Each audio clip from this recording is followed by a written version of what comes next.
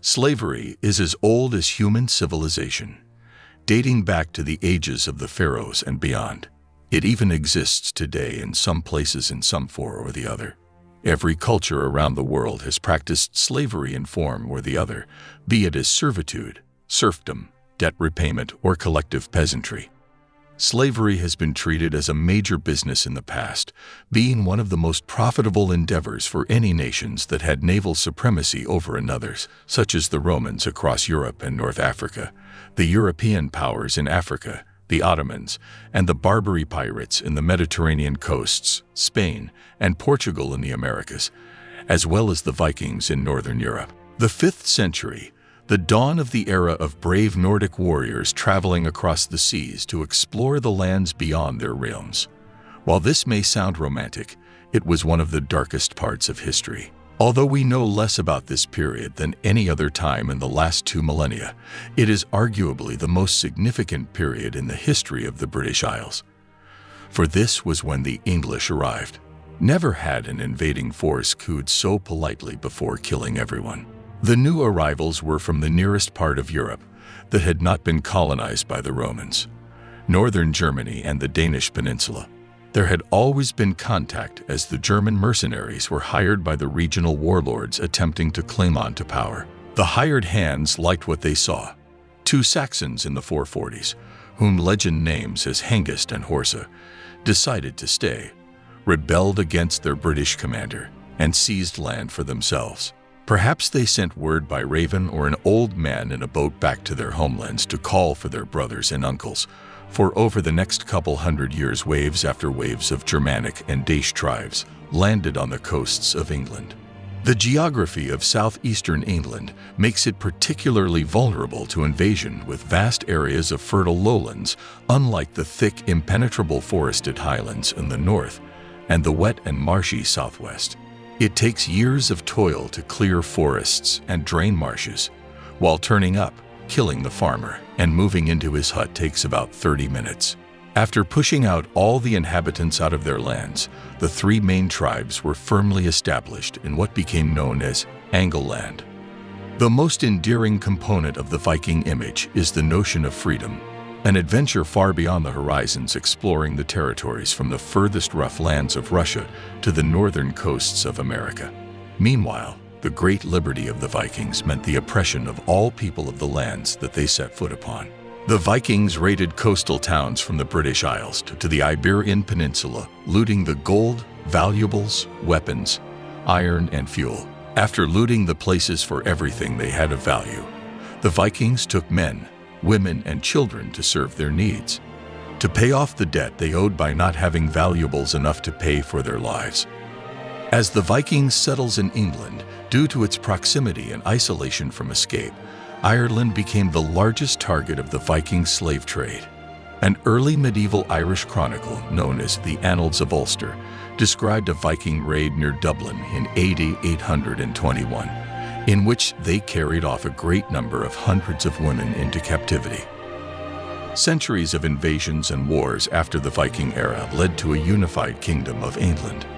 However, like their predecessors, the English continued to persecute the Irish as an inferior culture, aiming to subjugate the lands of Ireland as the rightful property of England. Ireland was invaded and fully colonized by the English by the 16th century. Any Irish that opposed the English rule, rabble-rousers, conspiracists, and revolutionaries were all condemned as criminals and captured as prisoners. At the dawn of the 17th century, when England began its colonizing endeavors in America, the settlers were part of the privileged English society. The colonies needed manpower for the grueling tasks of construction, farming, and laying infrastructure.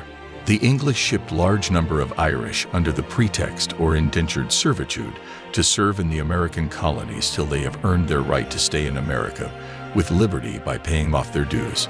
However, there were no records maintained of such contracts, and the Irish became the property of the settlers or plantation owners in America.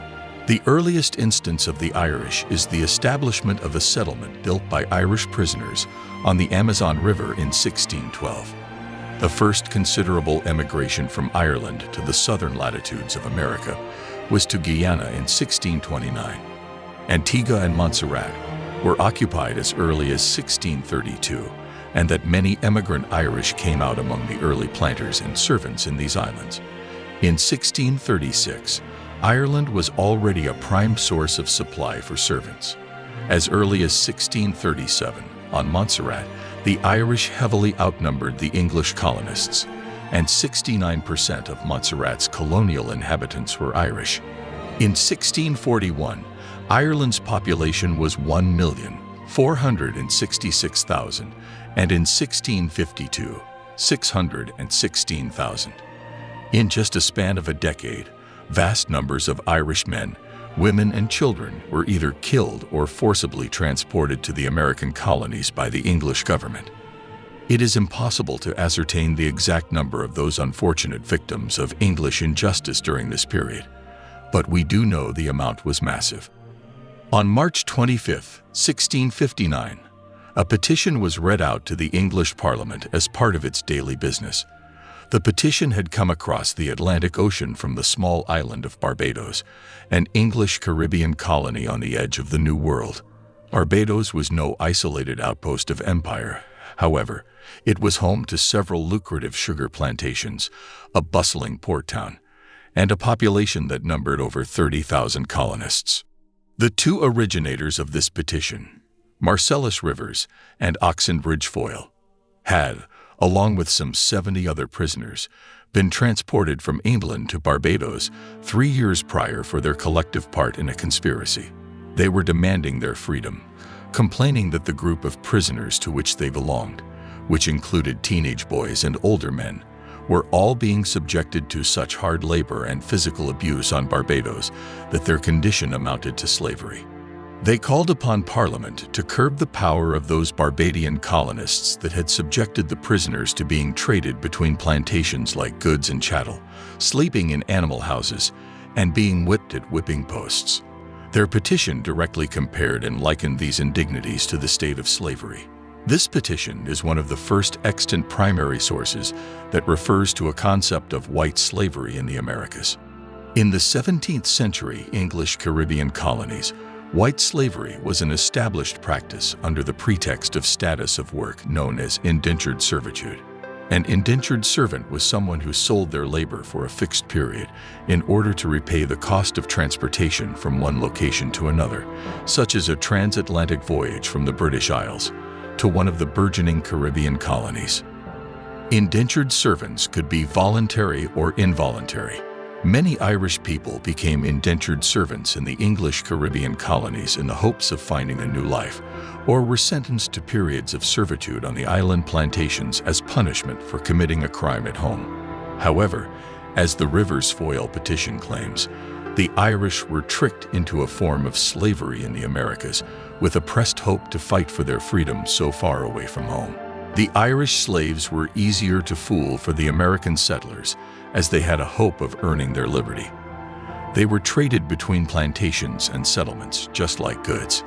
The Irish would be inflated with false hopes suggesting that their debt had been repaid and they are being sent to the settlements for a new life, while in reality they would find themselves transported as slaves on another property or plantation.